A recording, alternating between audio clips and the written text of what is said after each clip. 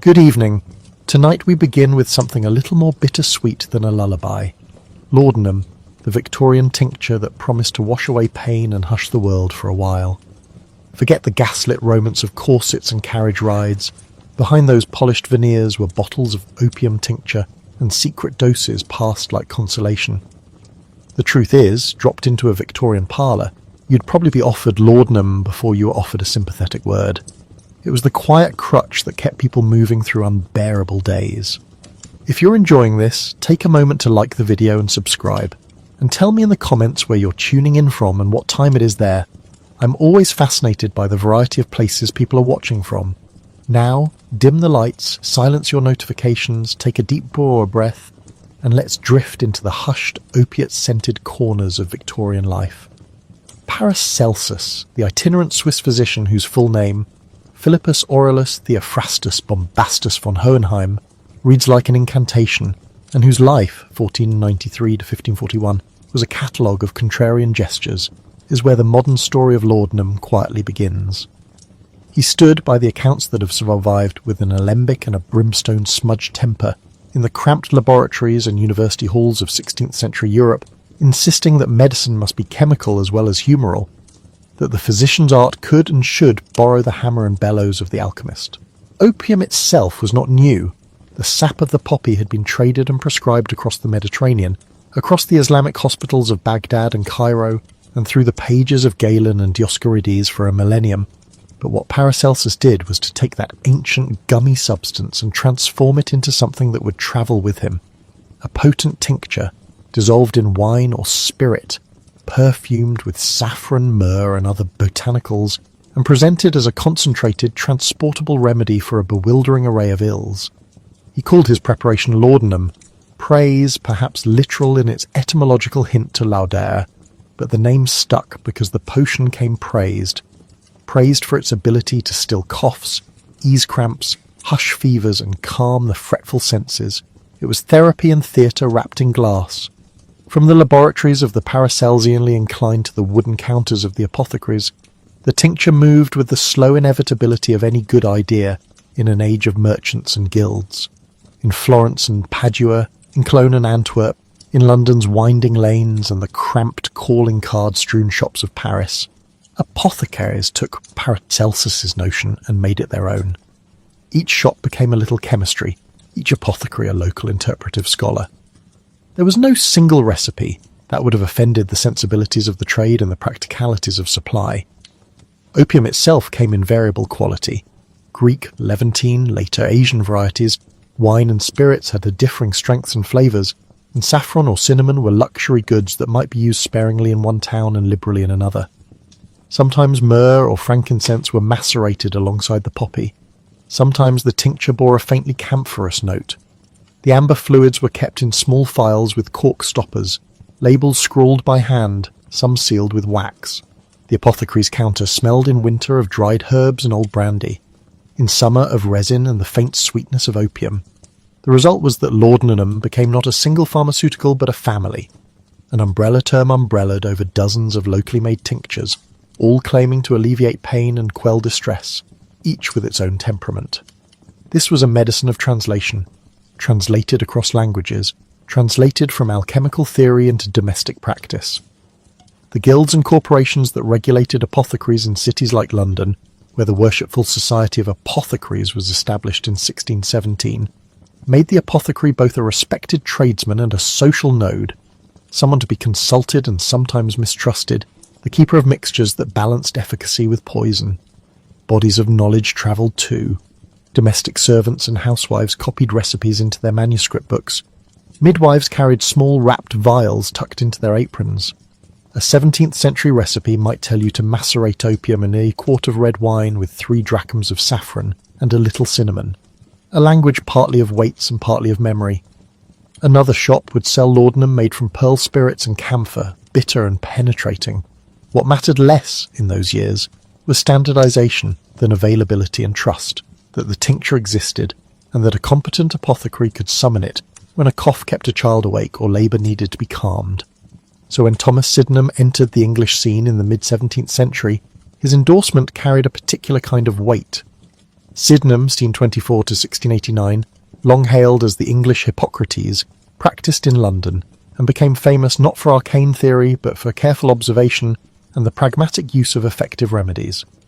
He published his Observations Medicae, first appearing in the 1670s, a book that collected cases and favoured therapeutic empiricism over speculative humoral juggling. Sydenham did not invent laudanum, but he did confer upon it a kind of clinical respectability.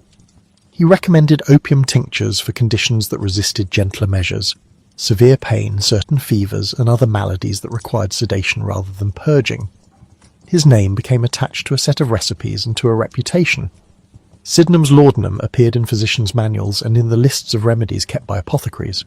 It was shorthand not for a single formula, but for a trusted approach to opium-based tinctures, measured, discreet, and to be used by those who had seen the patterns of disease. That attachment of a physician's name mattered. Medicine in the 17th and 18th centuries was a collaborative negotiation across social and professional boundaries. Physicians, often gentlemen educated at universities, wrote prescriptions in a language of grains and scruples. Apothecaries, skilled in the practical chemistry of compounding, interpreted those prescriptions and advised on substitution when a particular spice was scarce or when the local opium was weak. The negotiation was also one of authority. Who could decree a dose and who would measure it? This was not merely a matter of ego. There was real consequence in the variability of formulations. The opium poppy's alkaloid content ebbed and flowed. Alcoholic solvents extracted different proportions depending on strength and duration of maceration. The addition of pungent aromatics could hide the taste of a stronger brew, encouraging heavier consumption. A physician might recommend laudanum for a cough and expect a measured drop or spoonful. An apothecary might prepare a tincture so robust that a spoonful produced a deeper sedation than the doctor had imagined. Conversely, an apothecary coy about the expense of opium might dilute a tincture so thin that it failed to comfort. Recipe books and professional pharmacopoeias tried, piecemeal, to address this chaos. By the late 17th and 18th centuries, printed pharmacopoeias attempted to fix formulations for tinctura opiae and other opium preparations. Yet standardization was always partial, a compromise between the ideal of uniform strength and the practicalities of supply and patronage. Ships brought opium in chests from the eastern Mediterranean and, as the centuries turned, from the fields of India. Merchants, acting on both profit and taste, sold different grades. Local preference shaped recipes. In the Netherlands, where the Dutch East India Company wove a network that touched Asia and the Cape, apothecaries might favour brandy-rich tinctures. In rural England, wine might be substituted with local spirits. Laudanum remained a potion with a regional accent. Home preparation sustained that multiplicity. Domestic manuscript from the late 17th century, scribbled in the careful hand of a housewife or a reedy inked table of a gentlewoman, might contain a recipe labelled simply laudanum, alongside salves for burns and poultices for swelling. Midwives carried their own versions, learning by apprenticeship and the silent approval of the women who had taught them. The medicine served many hands: the physician's pen, the apothecary's mortar, the midwife's apron, the housewife's larder. It crossed occupational lines with an ease that indicated something deeper than mere convenience. Laudanum answered a cultural need for remedies that behaved like consolations, portable, immediate, and, importantly, quiet. All this made the tincture a fluid actor in the politics of pain. The early modern physician, observant, practical, and often reliant upon symptomatic relief, saw laudanum as a tool in the box. To the apothecary, laudanum was a commodity of trust. To the midwife, laudanum was a means to manage labour's noise and irregularity. To the housewife, it was an ingredient in the small economies of comfort that kept households functioning. The tincture's variability, its many personalities, made it adaptable to you. It could be used sparingly and reverently. It could be used immoderately as a folk remedy where pain or grief needed to be numbed without ceremony. It supplied a private relief for public hardships. By the time the 19th century dawned and the Industrial Revolution reshaped the map of Britain and its empire, laudanum was no longer just an alchemical curiosity or a physician's convenience. It had become, in an unremarkable way, a domestic staple. The Victorian household, between 1837 and 1901, the setting that bore the era's contradictions, kept laudanum on bedside tables, in kitchen cupboards beneath jars of pickles and sugar, and in the satchels of midwives. Chemists across cities such as London, Manchester and Edinburgh printed price lists that included laudanum. Small shop proprietors and rising chains alike stocked bottles with demure paper labels. The foundation of retail chemists, Boots in Nottingham in 1849 among them, occurred in this environment, and whether one speaks of the urban shop or the rural dispenser, the pattern was the same. Laudanum was sold readily, often without the burdensome formalities of modern prescriptions, because it had been normalized as cure and comfort for generations. Industrial injury supplied much of the demand. The new factories and mines folded bodies into machines for hours that in any earlier age would have been unthinkable. Limbs were crushed in belts and gearing, muscles worked raw, and lungs laden with textile fibres and coal dust. Tuberculosis, consumption, eroded the quiet dignity of breadwinners. Neuralgia and chronic rheumatism gnawed at stoic muscles. For these injuries and ailments, laudanum provided an expedient solution, a transportable chemical hush that softened pain enough to keep men returning to the loom or to the coalface. Laudanum's utility here was not merely analgesic, it preserved livelihoods. A half-spoonful in a pocket flask could mean the difference between 5 more hours of labour and the loss of a day's wages. It was, in the calculus of working life, both a palliative and a pragmatic accommodation to an industrial order that prized steady production above bodily integrity. The remedy fit the machine. Across class lines, the tincture performed different social chores. Among factory hands and agricultural labourers, it was practical, the tired man's private tonic. Among the respectable middle classes, it was a management of sentiment. Victorian culture prized reserve, a managed sensibility that admired stoicism.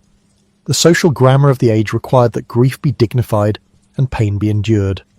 Laudanum provided an etiquette-compliant escape.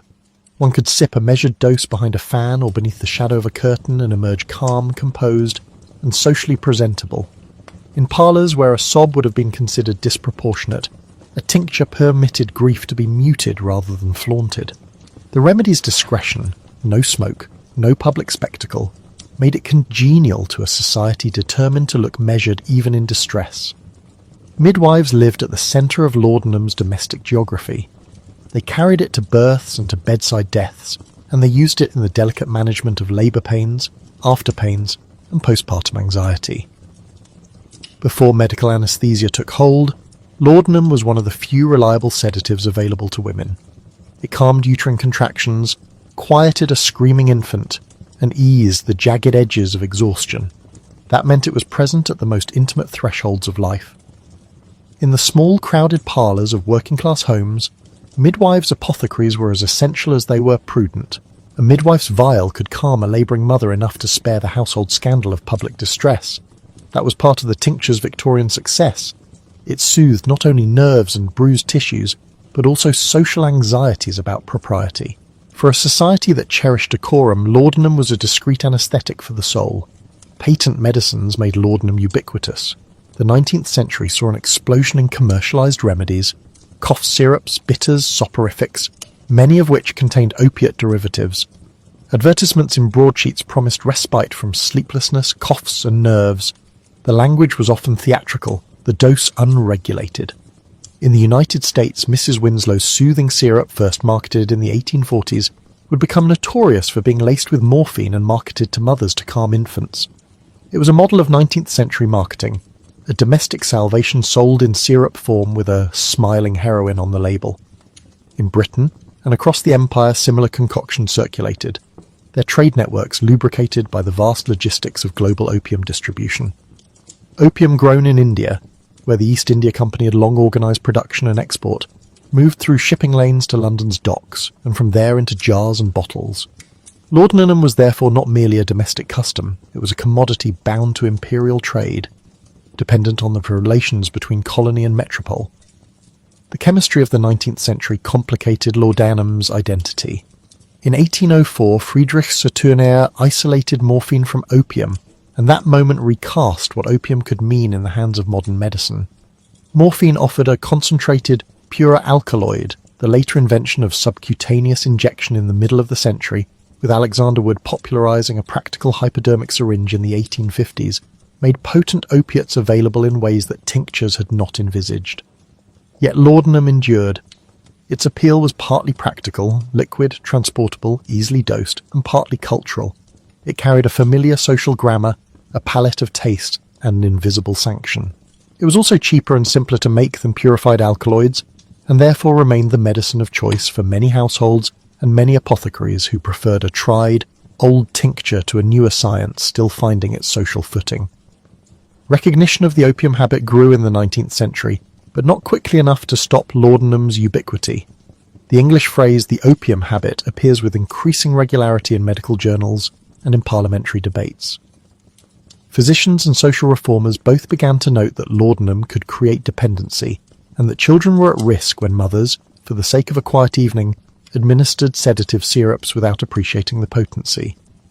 The result was a rising tension between medical acceptance and social alarm. Laudanum had for generations been both a medicine and a social lubricant, but the scale of its use made the problems visible. The recognition was partial. In professional circles there was a growing anxiety about habitual use. Among the poor it was often an unavoidable coping strategy. Social reformers worried, moralists scolded, and apothecaries adjusted their practices. The Pharmacy Act of 1868 in Britain, for example, sought to regulate the sale of poisons and medicines more strictly, insisting upon registered pharmacists and more careful record-keeping. The measure did not close laudanum's cabinet door, but it pushed the dispensing of strong remedies into a slightly more controlled space, registering the state's awareness that opiate consumption had reached a scale that required governance. Scale is an important word here. Laudanum was not an obscure indulgence. It saturated the social fabric. In a London chemist's ledger of the mid-19th century, one can imagine dozens of bottles bought in a year simply to blunt the small traumas of life.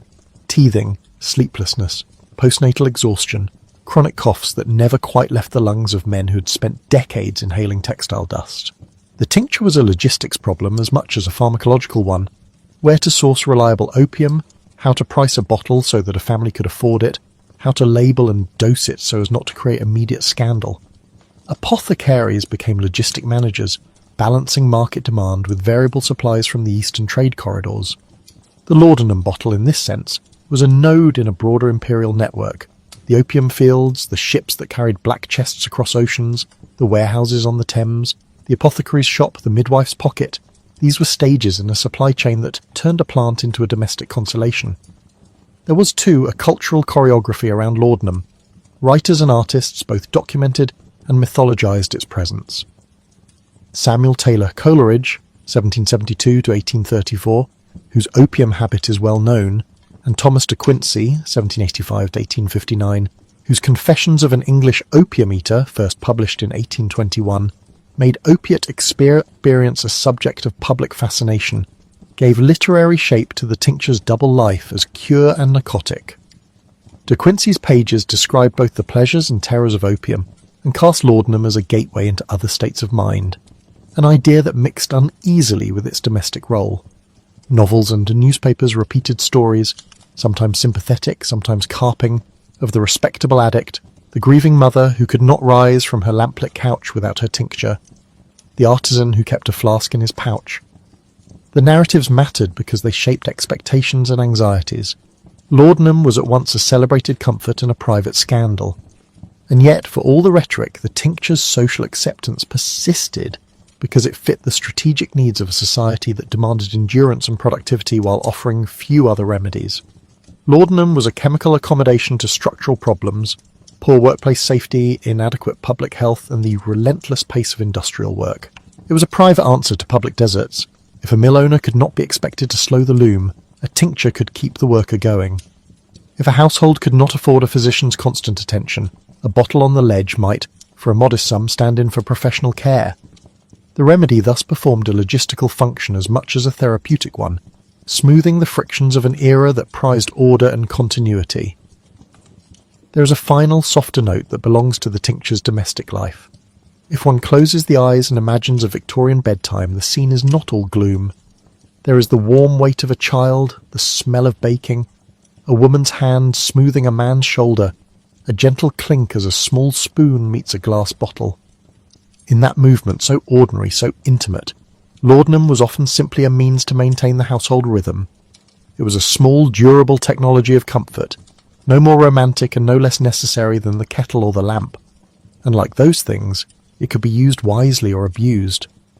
The difference lay in scale, and in the social tolerance that allowed a medicinal practice to become a habitual refuge.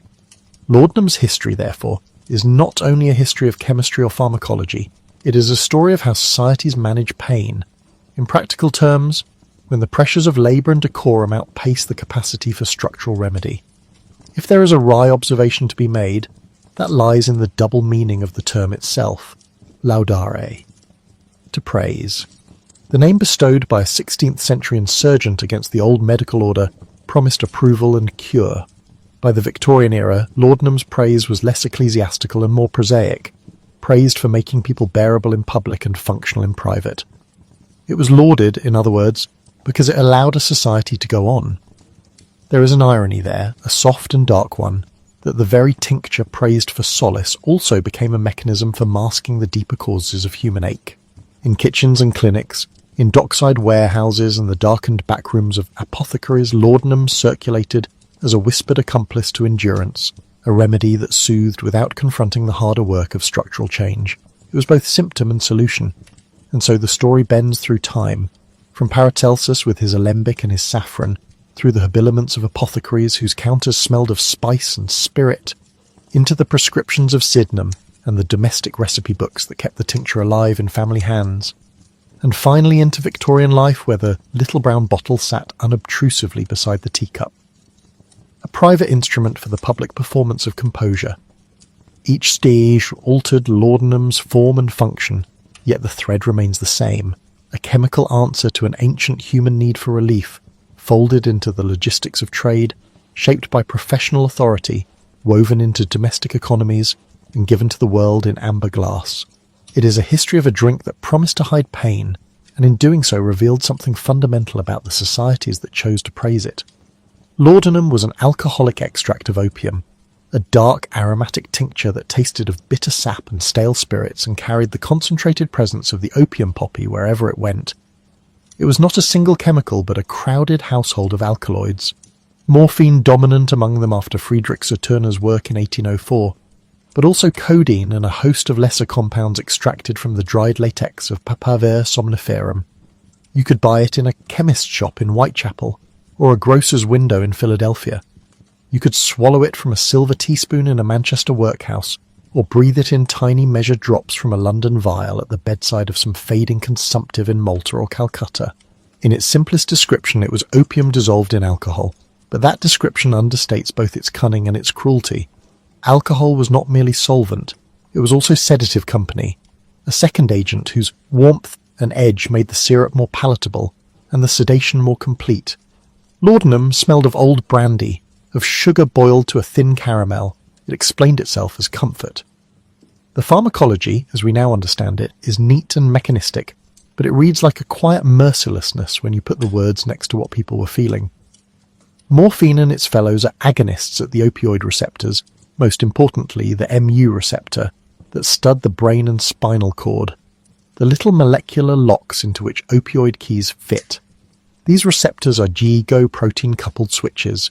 When an opiate turns them on, the cell's internal machinery winds down. Cyclic AMP production falls, voltage-gated calcium channels close, potassium channels open, and neurons become less likely to fire. Practically speaking, nociceptive signals, the nerve messages that tell you you're injured, that your lungs are burning with cough, that your intestines are cramping, are blunted in the spinal cord's dorsal horn and in higher centers. The cortex's appraisal of pain softens, the ascending arousal systems quiet. The result is analgesia, yes, but also sedation and a slipperiness of affect. Anxiety falls away, the world narrows, sleep comes easier because the body's alarms are muffled. That same mechanism also explains laudanum's principal risks. The brainstem houses the respiratory centers that sense carbon dioxide and drive the rhythm of breathing. Mu opioid receptor activity turns down that drive. Sufficient doses, especially when combined with another depressant like alcohol, the automatic urge to take a deep restorative breath can dwindle to a whisper. The bowels are similarly rich in opioid receptors. Their tone slackens and transit slows so that chronic laudanum use produces a patient, almost philosophical constipation, an everyday suffering that was so ordinary in the Victorian period it was called a natural consequence of taking laudanum. Pupils constricted to pinpricks, cough reflex blunted, nausea and vomiting sometimes subdued, these were part of the pharmacological signature. Over time, the nervous system learns the presence of the drug. What once soothed now demands an ever-increasing dose to achieve the same quieting. Tolerance steps in like a polite thief, taking the analgesia and leaving dependence in its place. When the drug is withheld, the nervous system roars back. Increased pain sensitivity, yawning, lacrimation, rhinorrhea, sweating shivers, diarrhea, a constellation of withdrawal symptoms that were known to physicians and sufferers alike, often rendered in casebooks with clinical precision and sometimes with near-poetic despair. Victorian practitioners could not point to mu receptors. They had to rely on observation, on the ledger of cases, on the blunt arithmetic of outcomes, but chemistry was changing their instruments and their ambitions. Sir Turner's discovery that morphine was the active principle of opium was revolutionary because it allowed concentration. The tinctures and syrups of the early 18th century were, by virtue of crude extraction, variable in potency. The mid-19th century saw laboratories in Germany and France isolating and marketing pure alkaloids, morphine, later codeine after Pierre Robiquet's work in the 1830s, and pharmaceutical firms, whether Merck in Darmstadt or Park, Davis in Detroit, began to make medicines that behaved the same bottle after bottle. The other technological shock came with the hypodermic needle. Alexander Wood in Edinburgh and Charles Prévaz in Lyon, independently in the 1850s, produced devices that allowed drug to skip the stomach and the slow digestive passage and had arrived directly into the bloodstream. The needle made morphine immediate and intense. And immediacy meant an unprecedented pharmacological intimacy. Soldiers in the American Civil War were given morphine for wounds. When those wounds healed, many found that the drug had not left them. Soldier's disease became a phrase in US medical literature to reckon with a problem no one had anticipated on such a scale. The dangers that attached to laudanum were thus multiplicative. There was the inherent risk of respiratory depression and the slow creep into physiological dependence. There was the agony of constipation, the daily indignity of a body that would no longer move smoothly. There was tolerance's arithmetic, more and more to get less and less, and then there was the merciless variability. Laudanum as a recipe admitted tinkering. Some apothecaries in small towns made their tinctures with stronger opium loads, some with weaker, some used gin, some brandy, some plain spirits of wine, some sweetened heavily with sugar and aniseed to disguise bitterness. A mother in Leicester might give her baby a teaspoonful she had measured herself. An infirm elderly man in a Liverpool boarding house might receive a draught from an old wine glass. A factory foreman might take a dose at dawn and another at noon and a third at night, not always aware that the bottle in his pocket had been refilled with a stronger tincture than the last. Home mixing, the practice of adjusting, diluting or concentrating a remedy at home, was common. Laudanum's alcohol content compounded the hazard. Alcohol and opiates are synergistic central nervous system depressants. The solvent was a companion to the drug's effects, lending its own soporific force and, when drunk alongside more spirits or sedatives, producing respiratory depression by addition rather than multiplication, a deadly arithmetic quietly performed in parlours and poorhouses across an empire. The private economies of laudanum were not merely biochemical, they were commercial, intimate, and enormously profitable. The mid-19th century saw the explosion of what we call the patent medicine market, a term that sounds legal and official, but which more often meant proprietary, secret, and aggressively advertised. In the teeming press of London, Manchester, New York, and Boston, small woodcut ads promised elixirs that would stop a cough, restore vigour to the worn-out, give sleep to the fretful child, and smooth the jagged edges of a woman's nerves. Manufacturers deployed every available trick: testimonials, often fictional or exaggerated, laurel-wreathed portraits of contented families, lists of ailments supposedly cured, endorsements signed by physicians, who were sometimes nothing of the sort, and the insinuation of science through Latin phrases and chemical-sounding names. The emporia of the patent medicine trade were as much about narrative as they were about chemistry. They traded in reassurance. The phrase soothing syrup carried with it an assurance not merely of medical action, but of moral propriety. A woman whose child went to sleep had been a good mother. A husband who could work did his duty. Certain products became household names, and in so becoming banal, instruments of concealment. In Britain, Godfrey's cordial and paregoric, camphorated tincture of opium, were widely used to quiet squalling infants and to soothe the elderly. In the United States, Mrs. Winslow's soothing syrup was an omnipresent offering in the advertising pages of family papers, a ready comfort for teething, colic, and any small domestic unease. They were sold in pretty bottles, frequently sweetened with sugar, and tinted with harmless-seeming ingredients to make them more palatable to young tongues. A midwife, a nurse, a grandmother might dispense such a syrup with no legal or medical sanction required. The chemist's counter and the travelling peddler served as parallel distribution networks. The steamship and the railway carried crates of elixir beyond the metropolis, the colonial markets of India, Australia and Canada filled with the same bottled reassurances. The scale was industrial. Labels were printed in the thousands. Engraved advertising plates circulated among regional newspapers. Agents sold by commission in street stalls and at some country fairs. A bottle of laudanum could move from a plantation in Bengal, where opium cultivation fed imperial coffers, to a chemist in London, and then find its way to a kitchen table in Devon by the end of the week. What made these cordials so commercially irresistible and socially disquieting in retrospect was the systematic obfuscation of content and risk. Ingredients were rarely disclosed. Where a label listed anything resembling content, it used euphemism, vegetable extracts, essences, old family recipes. Salesmanship leaned heavily on the notion that trained experience, not chemistry, determined cure, a remedy that had been used for generations, was implicitly safer than a pill from a laboratory. The patent medicine manufacturer did not have to disclose morphine's name to sell morphine's effects. Indeed, the very secrecy of a proprietary formula became a marketing device. It suggested superior knowledge, a secret handed down rather than a public science. That secrecy made it difficult for consumers to connect cause and effect. A mother was unlikely to associate repeated doses of a soothing syrup with a child's later listlessness. A tired seamstress might credit improved performance to an evening dram rather than an increasing physiological reliance on an opiate. For the merchant, it was profitable concealment. For the user, a plausible deniability. The patent medicine economy had a human geography. Markets were targeted. Mothers and infants were a central demographic. Advertising copy of the era plays with tenderness because tenderness sells. Images of a mother holding a placid infant, the caption promising safe sleep or peaceful nights, were standard. Invalids and the chronically ill, sufferers of consumption, chronic cough, neuralgia, dyspepsia, formed another.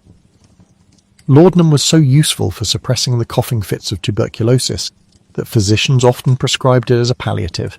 It made a night easier to bear for the consumptive, and that practical compassion made it difficult for prescribers to restrict its use even when they worried about habituation. Labourers and sailors too bought small bottles to dull fatigue and suppress pain. In the crowded boarding houses of Liverpool and the longshore taverns of Boston, laudanum might be as common as tobacco. The result was a market both broad and deep. Every rung of social ladder used laudanum in different measures for different reasons, and precisely because the market was so capacious it fed itself. Habitual users increased demand and manufacturers responded with branding, with variations and with a constant stream of advertisement promising a return to normalcy. The commercial imperatives of that market were not invisible to medical professionals, and they occasioned a moral panic in some quarters even as many doctors profited or acquiesced. The profession was not monolithic. In medical journals, in the Lancet and in the Provincial Medical and Surgical Journal in Britain, in the various state and city medical societies' proceedings in the United States, there were vigorous and often public debates about the correct use of opiates. Some practitioners, surgical and general, wrote with near-theoretical devotion about laudanum's unrivaled power as an analgesic.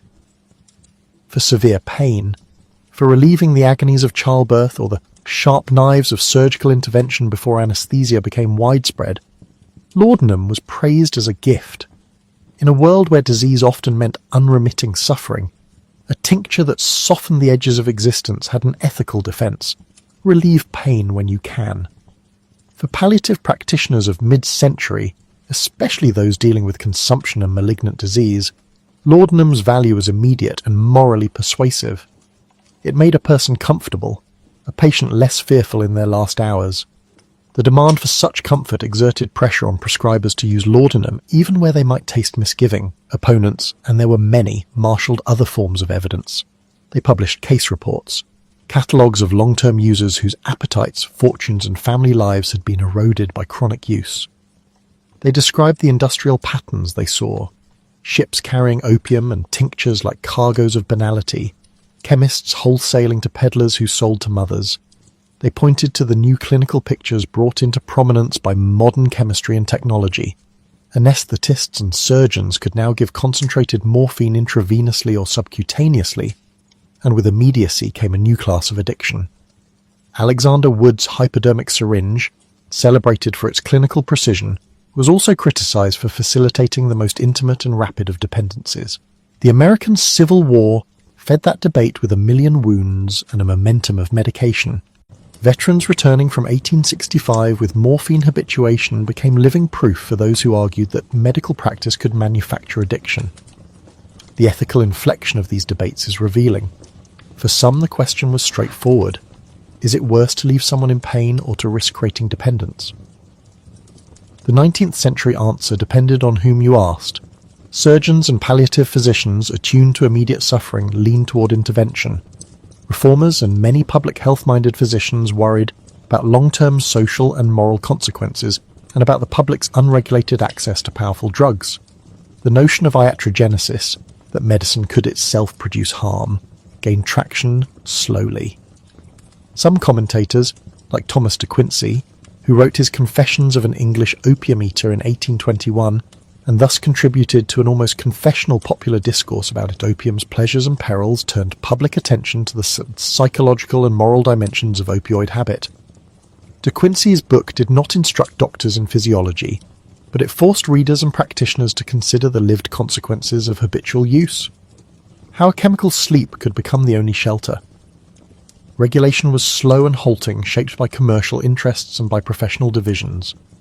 In Britain, the Pharmacy Act of 1868 marked a first attempt to draw legal lines around the sale of poisons and regulated substances. It sought to bring control to sales that had been previously diffuse, registering pharmacists and limiting certain sales to qualified hands. But the Act was not a panacea. It regulated the retail of poison, but the patent medicine industry found ways to continue selling products under proprietary shields and decorative labels. On the colonial circuit, where British trade lines ran from Calcutta to Canton, decisions about opium were entangled with ideological and fiscal priorities. The Royal Commission on Opium, 1893-94, would later testify to the complexity of regulating a substance that functioned as both a revenue source and a social hazard. In the United States, federal regulation lagged until the early 20th century. The Pure Food and Drug Act of 1906 and the Harrison Narcotics Tax Act of 1914 would eventually force manufacturers to reckon publicly with ingredients and would reshape the market.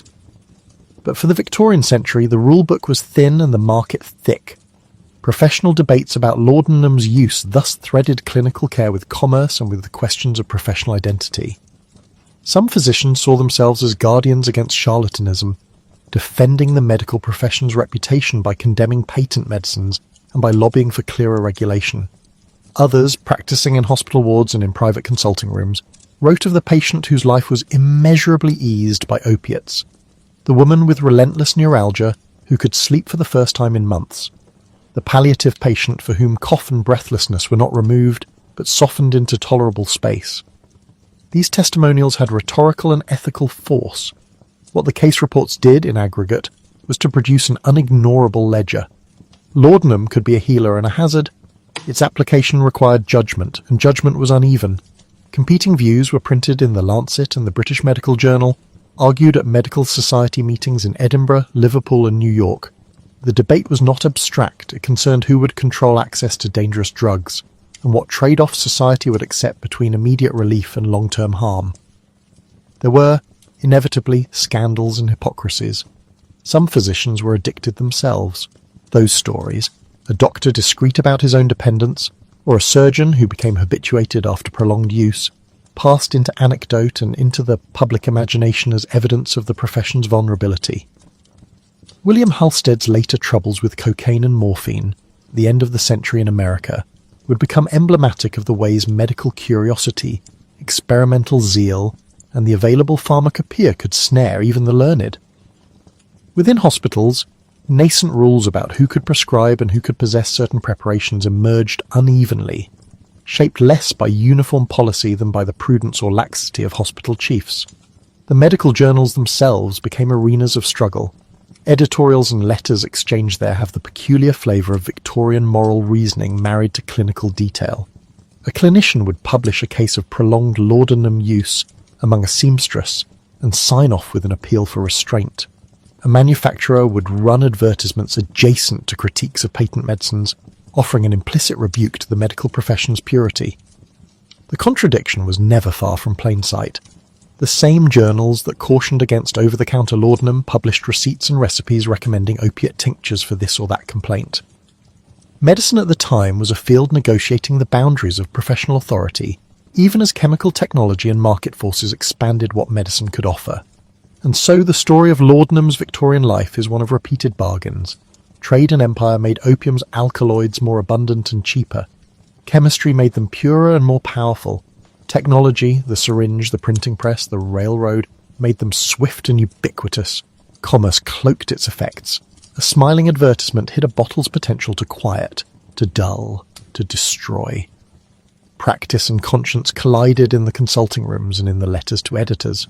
Physicians had to choose, often in private, where to place the patient's immediate comfort against future dependence.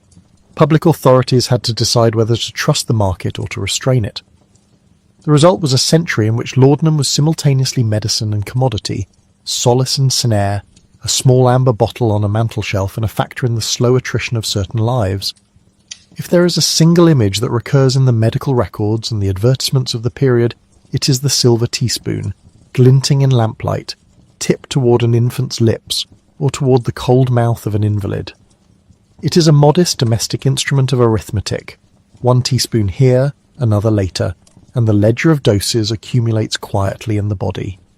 The pharmacology explains the physiology, the market organizes distribution, the profession argues its ethics, and in the spaces between all three, people took laudanum for reasons sometimes practical, sometimes despairing, sometimes habit.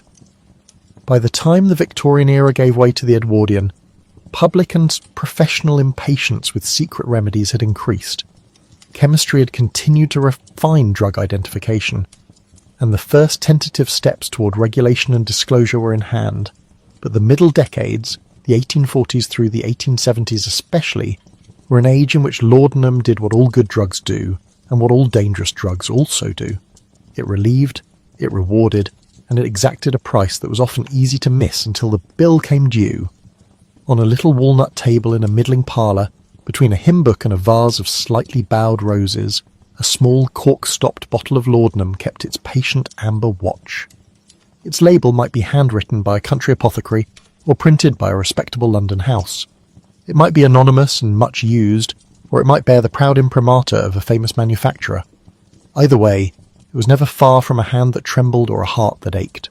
For much of the 19th century in England, Scotland, Ireland, and across the Atlantic in America, the culture of medicine and the culture of domestic life braided together until laudanum, tincture of opium, a remedy with a pedigree stretching back to Paracelsus, became as ordinary as tea. It soothed, it quieted, it promised to stanch the jagged edges of experience labelled, with a gentle and ever-expanding vocabulary, nerves. The word nerves in that long century was a pillow into which many anxieties were tucked. It could mean a headache, a faintness, a suite of melancholic ruminations, a throb of moral dread, a physiological claim that the nervous system had been taxed by the modern world. Physicians, midwives, husbands, and friends spoke of nerves in tones that mixed scientific seriousness, moral instruction, and domestic affection. In the hands of a doctor, it was medical language. In the mouths of neighbours, it was a coded social judgment. She is nervous, she is delicate. She cannot do what is expected. Into that vocabulary slid the old diagnosis of hysteria, whose etymology carried the stifled accusation that the uterus itself had wandered into the mind, and the more modern coinage neurasthenia, announced to the English-speaking world by the American neurologist George Miller Beard in 1869, to describe a new epidemic of nervous exhaustion, thought to afflict those strained by urban life and industrial demands. In Paris, Jean-Martin Charcot staged hysteria as spectacle at the Salpêtrière in the 1880s, In his amphitheatre, women writhed and fainted beneath the eyes of medical men, and the spectacle rippled back into British consulting rooms and the pages of transnational medical journals. Freud, a young Viennese, came to Paris in 1885 to learn from Charcot, carrying home forms of thought that would alter the language of desire, suffering, and diagnosis. The names and dates line up like markers along a route one can trace. Beard's neurasthenia in 1869, Charcot's public lessons in the 1880s, Freud's Paris visit in 1885. They are waypoints in the path by which female feeling became an object to be read, labelled, treated, and, to many practitioners, soothed. Soothing was, in the Victorian medical imagination, a virtue and a duty. If a woman presented with nervous complaints, wild palpitation after bereavement, sleeplessness after childbirth, flushing and fainting at the social demands of a dinner, periodic paroxysms the doctor could only call hysterical, there were a limited set of therapeutic gestures available. Some physicians recommended rest, control of the imagination, regimen, alteration of diet. Others suggested mechanical manipulation, electrical devices, or the notorious rest cure popularized by the American physician Silas Weir Mitchell in the 1870s and 1880s, which prescribed enforced seclusion and curtails of creative activity for women diagnosed with nervous disorders.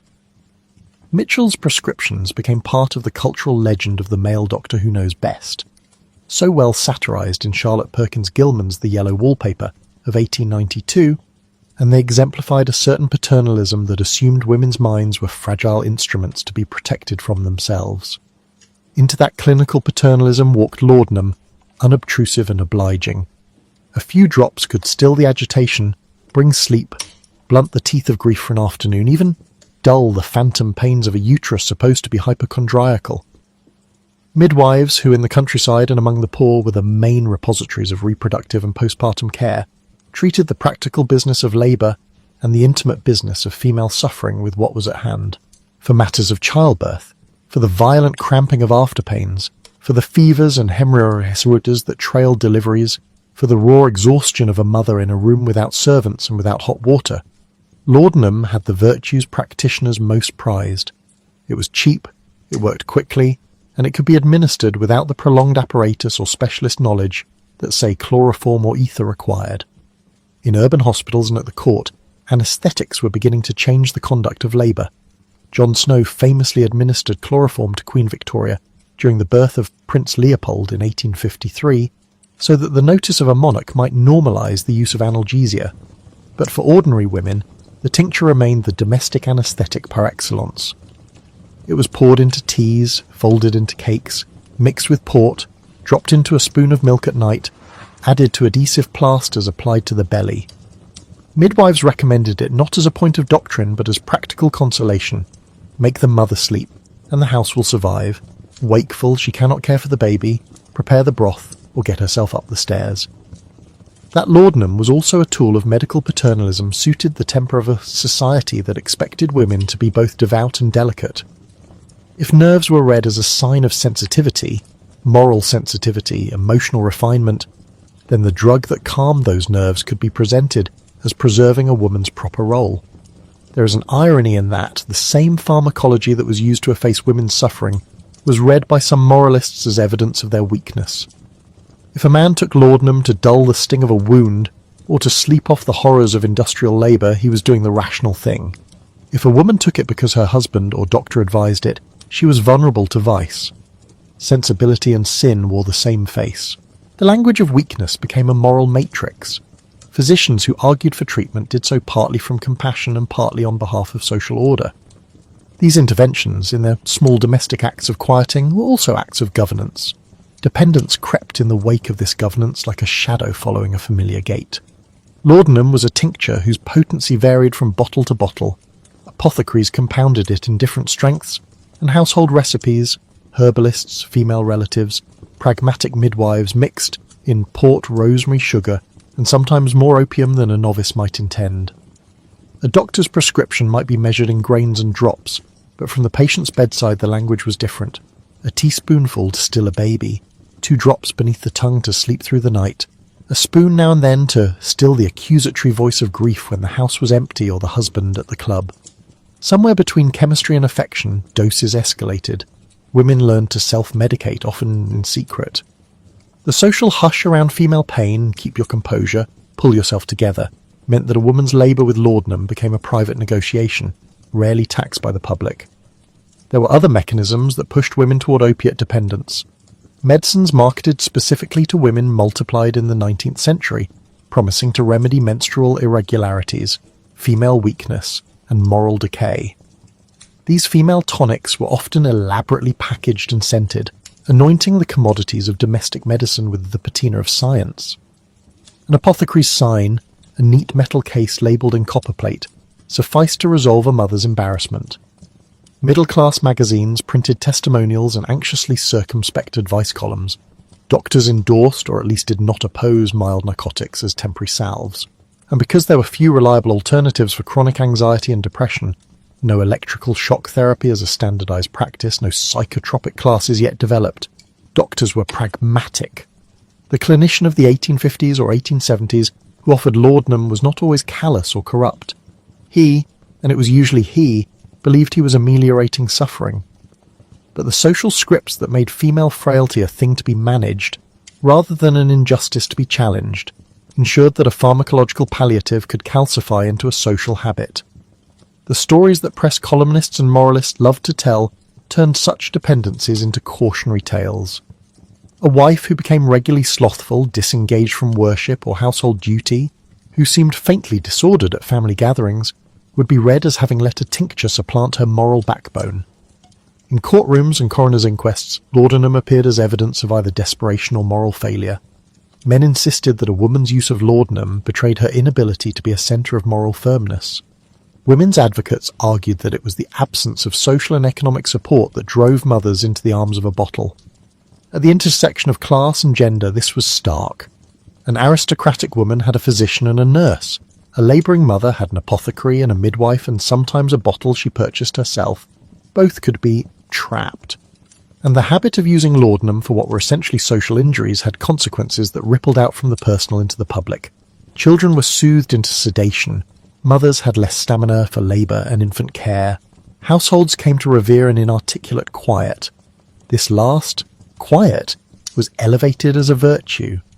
In sermons and etiquette manuals, to be quiet signalled respectability, yet silence could, under the azure light of the night lamp where laudanum glimmered, also mean dulling of sensation that left a woman's life flattened to manageable contours. It is one thing to prescribe a night's rest for recovery, it is another to train generations to outsource feeling. Victorian narratives of gender, woman as angel of the house or as moral weakling, were nourished by this pharmacology. Laudanum became a material interpreter of what it meant to be female, always available, always gentle, sometimes recommended, sometimes condemned.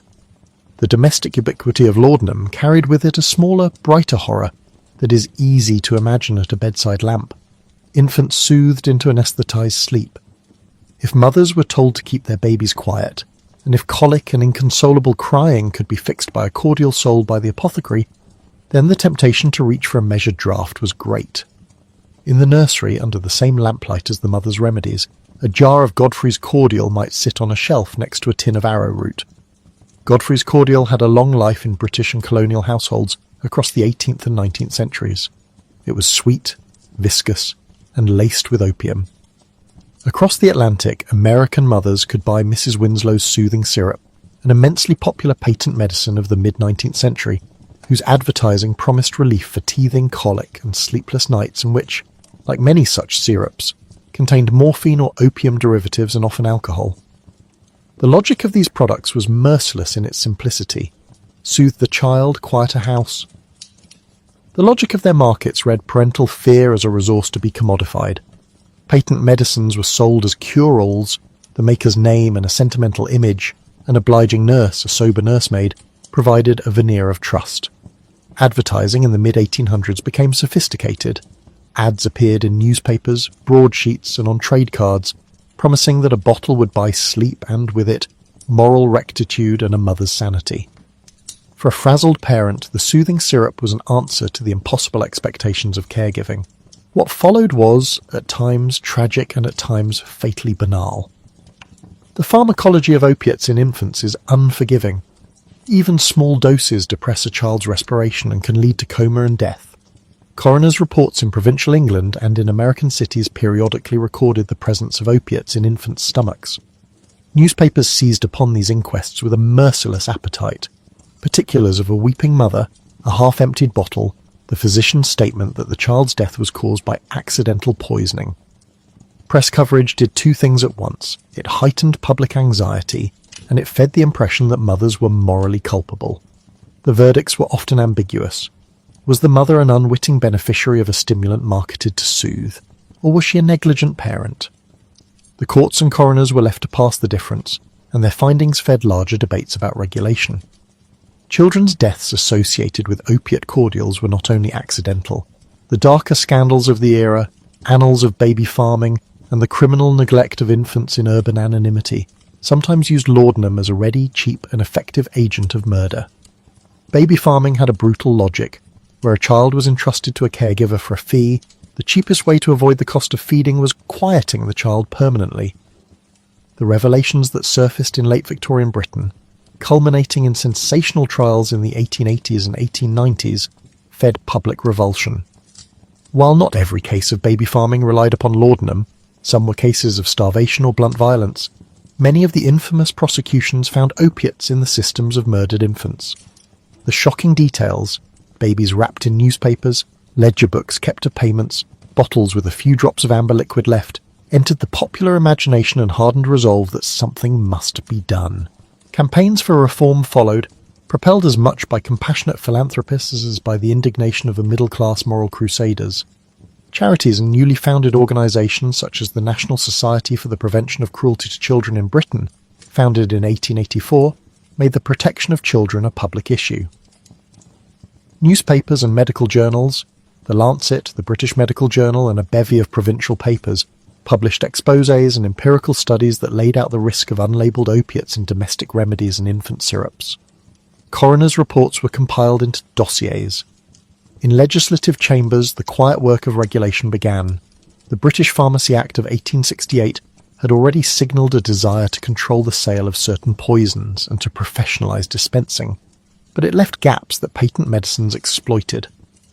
Later lines of regulation, the Sale of Food and Drugs Act of 1875 and amendments thereafter, began to require more accountability, and public pressure eventually pushed toward clearer labelling and controls, though the moves were incremental and resisted by entrenched commercial interests. Across the Atlantic, the American trajectory echoed this pattern. Patent medicines flourished in the United States in the 19th century. Their sales were gigantic. Mothers bought them because they were effective in the short term, and because the market had long since learned to sell consolation as a commodity. It was not until the early 20th century that federal regulations like the Pure Food and Drug Act of 1906 began to require ingredient labelling for proprietary medicines, and later, the Harrison Narcotics Tax Act of 1914 would bring opiates into a framework of national control. Between the nursery and the courtroom, however, the dead infants remained testimony to a century that had blurred the line between care and commerce. The public anxiety that the press fomented had two faces. On one side there was righteous horror, a desire to protect the weak and to punish the guilty, to regulate the medicines that preyed on parental fear. On the other side there was unease about the social fault lines that made mothers vulnerable. Poverty, lack of education, the precariousness of single women or domestic servants. The finger of blame, when it came, often landed on mothers as if their private acts were grotesque breaches in the moral economy of the household. Yet the truth was more structural. The market had discovered a demand and supplied it. Doctors, midwives, and apothecaries had become tacit partners in a culture that rendered pharmacology normal. The reforms that followed, labelling, restrictions, and public health campaigns, were at once necessary and belated. If laudanum was a domestic narcotic and a public problem, it was also an aesthetic. The tincture crossed the threshold from medicine to muse with a quiet theatricality that authors and artists could not ignore. Thomas de Quincey's Confessions of an English Opium Eater arrived in the literary world in 1821 and altered the tone in which narcotics were discussed. He wrote with candour and with an exotic savour about the pleasures of opium and about the slow, sweet descent into a dependence that mixed pain and rapture. De Quincey's prose is itself opiate-like. Sentences nestings within sentences, images that burn gently then fade. His confessional narrative transformed the opium eater into a recognizable figure, the solitary consumptive genius, the man who reaches out for a bottle and finds in its glass a corridor into expanded perception. De Quincey foregrounded the paradox of opium as both stimulant and destroyer. His influence was immediate and far-reaching, picked up not only among English Romantic circles but across Europe. Samuel Taylor Coleridge was among those whose work and life came to be read through the lens of opium. Coleridge used laudanum over decades. His opium use is documented in letters and medical prescriptions, and has been woven into the critical histories of works like Kubla Khan and The Pains of Sleep. Kubla Khan, an image of rapturous interruptions and visionary architecture, was supposedly composed in 1877 during an opium-induced reverie, and later in 1816 printed with the caveat of its dream origin. Coleridge's capacity to conjure luminous images of caverns, river music, and decreed pleasure has often been tied, in popular accounts and critical essays, to the altered states he experienced.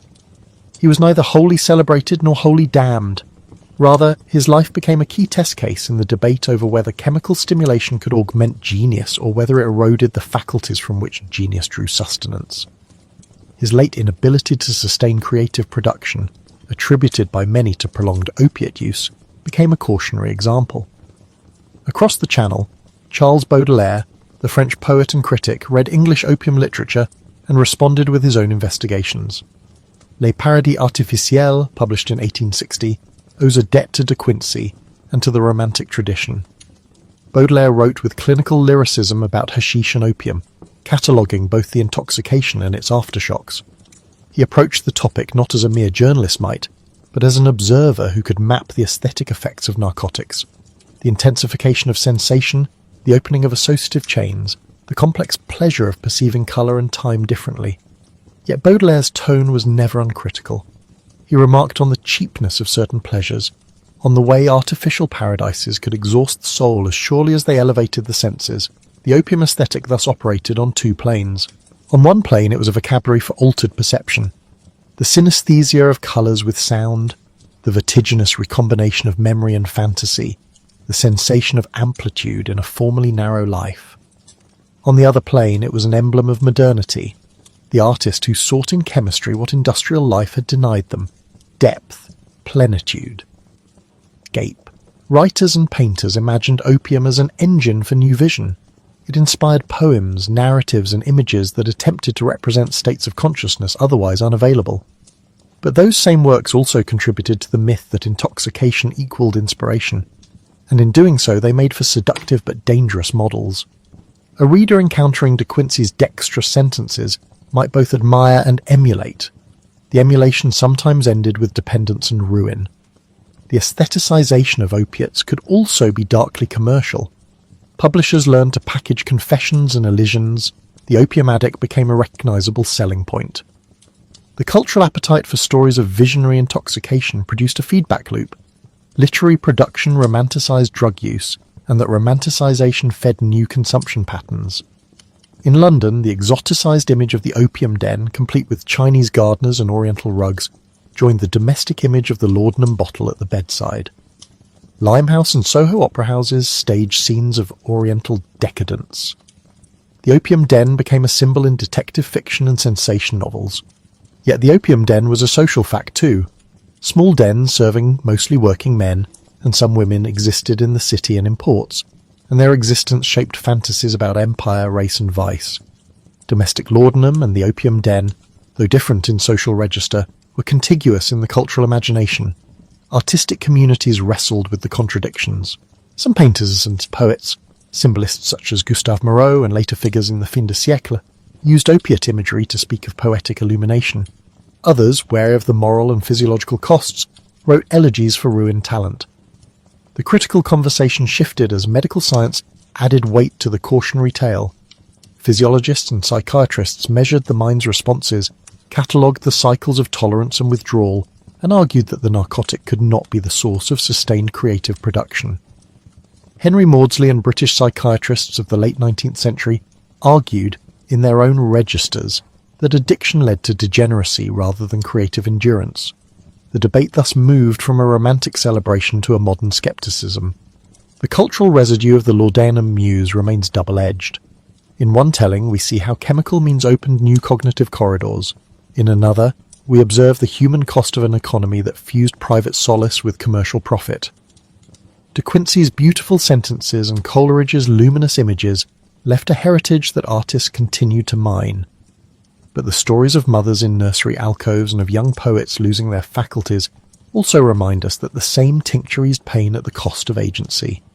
Laudanum's presence in the Victorian imaginary, woman tranquilized in her parlour, infant quieted for a dangerous sleep, opium den as stage, maps not just a pharmacological history, but a moral geography in which gender, class, and art collided.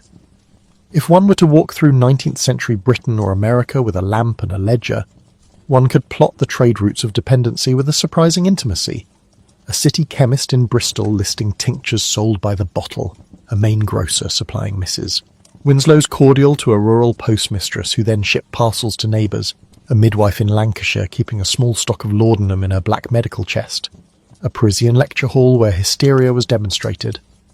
These are logistical facts, supply, distribution, marketing that give the moral and cultural narratives their scale. Opiates were not only objects of private consolation, but commodities of mass circulation. That industrial framework made the medical and the moral intersect. Networks of commerce exported a soothing that the culture needed and exploited. By the end of the century, these entanglements between gendered medicine, infant endangerment, and an opiate aesthetic began to be interrogated in more systematic ways. Campaigns for labelling and restrictions increasingly pressed governments to act. The medical profession itself divided, with some practitioners warning against liberal opiate use and others defending its therapeutic role. Women physicians, whose numbers had slowly increased through the later decades, Elizabeth Blackwell in the United States had earned her MD in 1849. Women like Mary Putnam Jacobi were arguing for scientifically rigorous attention to women's health, began to question practices that had been controlled by male clinicians, and to offer alternative models of care. Feminist critiques in the last decades of the century started to challenge the assumption that women's complaints were necessarily fragile or trivial. In doing so, they complicated the simplistic narratives that had justified laudanum's ubiquity. And yet the tincture's traces persisted. In literature that continued to draw its metaphors from the opiate aesthetic, in nursing manuals that still advised women on dosages, in apothecary ledgers that recorded sales, in the quiet lamplight where a hand might reach for a bottle. The story of laudanum in the 19th century is a story of converging economies, medical, domestic, and literary. It is a story of how a single substance could take on multiple social roles: balm, agent of commerce, artistic stimulant, and instrument of control. It is a story that asks us to think about the ways in which suffering is managed, who manages it, and what is lost in the attempt to make life tolerable. So when you picture that little bottle on its walnut table, know that it occupied many lives. It soothed mothers who had nothing else, and also dulled mothers who might have spoken up for themselves. It quieted infants and sometimes silenced them forever. It opened minds and sometimes shuttered them. The Victorian world moved forward with all of these contradictions in its pockets: benevolence and paternalism, commerce and charity, art and ruin, each held up by a single, small amber glass full of tincture, carrying within its modest circumference a history of comfort and coercion, of a muse and miasma. They began, as habits often do, at the bedside, a small thick glass bottle with a dark cork, a ribbon of sticky amber around the neck, a teaspoon parked beside it like a little boat. The smell, if there was any, was mostly the thin, warm sweetness of alcohol and the faint, anonymous bitterness of concentrated plant matter. You inhaled, and nothing screamed. You tasted it, and the world softened. In parlours and sick rooms across Britain, in the huts of soldiers on campaign, in the cottages of Lancashire, in the drawing rooms of Bloomsbury, and in the shipping wards of Calcutta, that same bottle lived for a generation of people who wanted quiet. For some it gave quiet, for others it carried them into new needs. By the second and third decades of the 19th century, that quiet was beginning to speak back. The accounts that gave the habit its public voice were literary as much as clinical. Thomas de Quincey, who first put the private geography of dependence on paper in Confessions of an English Opium Eater, published serially in 1821 and consolidated in the 1820s, describe with a frankness and lyricism that troubled readers how the tincture of opium eased his pain, and then required more and more to do so. De Quincey named a truth the doctors were still circling, that the body remembers and then insists. Samuel Taylor Coleridge, whose laudanum use cast long shadows over romantic circles, became living evidence that addiction cut across class. Poets, philosophers, magistrates and housemaids could alike find themselves tethered to a medicine that had in many cases been prescribed to soothe life's ordinary torments. Medicine did not at first have a neat vocabulary for the experience. Physicians in the early century preferred terms like habit or habituation, words that made dependence sound like a persistent preference rather than an altered physiology. As the century wore on, however, these words tightened into more clinical phrases: morphinism, opium habit, narcotism. Clinicians in Edinburgh and London recorded the same pattern in careful case notes. Patients who had been given tincture for pain, insomnia or nervous symptoms returned with increasing tolerance, the familiar complaint that an earlier dose no longer did the work, and then with withdrawal a constellation of unease, tremor, anorexia, diarrhea, rage and wakefulness that arrived not because the world had changed, but because the body had been reorganized around absence. The language shifted from moral judgment to physiological description. It was a small revolution in technique and a large adjustment in sympathy. Those reports were not confined to elite salons.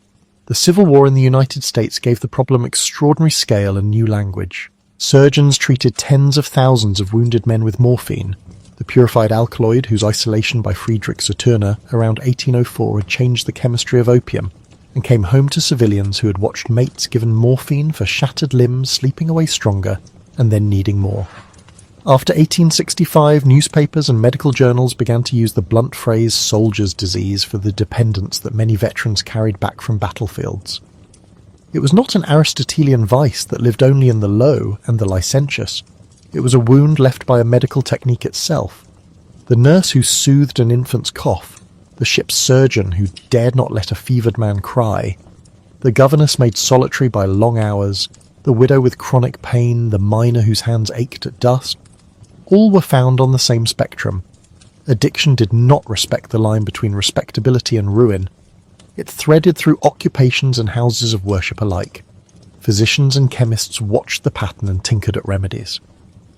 The hypodermic needle, introduced to medical practice by Alexander Wood in Edinburgh in 1853 and popularised in London by advocates such as Charles Hunter, rewired dependency in two ways at once. It concentrated morphine's effect, shortening the road from prescription to powerful fix, and it forced doctors to develop responses. Some clinicians argued for abrupt cessation, an old remedy in the moralist handbook of hardening a patient's character, while others pioneered gradual reduction, a slow withdrawal in which dosages were diminished over days or weeks, sometimes substituted with weaker opiates or with tonics and stimulants. There was no consensus and good reason for that. Physiology had been described but not explained. The receptor theory that would make sense of tolerance lay a century in the future. For Victorian doctors, the work was empirical and stubborn. Observe, adapt, report. Public discourse reflected the mixture of sympathy and scorn. Weekly journals and pamphleteers in Britain and America judged laudanum use through two prisms. Clergymen and moralists denounced it as a moral failing when they could. They called it escapism when they could not fit it into sermons about temperance and self-control. Editors used the term drug fiend in headlines, as if a few hardened images could contain a clinical reality. At the same time, medical periodicals such as The Lancet and the British Medical Journal carried cautious case studies that insisted on nuance. Some patients were victims of well-meaning overprescription. Others had slipped into dependence through war wounds or chronic disease. Some were experimenting with euphoria. The effect of this authoritative public language was practical and slow. Police and courts treated many cases of habitual use as moral failings, while coroners' courts and sanitary boards began, by degrees, to register dependence as a public problem requiring systemic thinking. That shift was not merely rhetorical. Local health authorities, particularly in industrial towns, began to note patterns of chronic opiate use in their poorhouses and infirmaries. Charity physicians who had once distributed laudanum as a palliative without much bureaucratic fuss now had to write case histories and flood a paper trail. Women's magazines carried advertisements for patent nostrums and laudanum-containing preparations.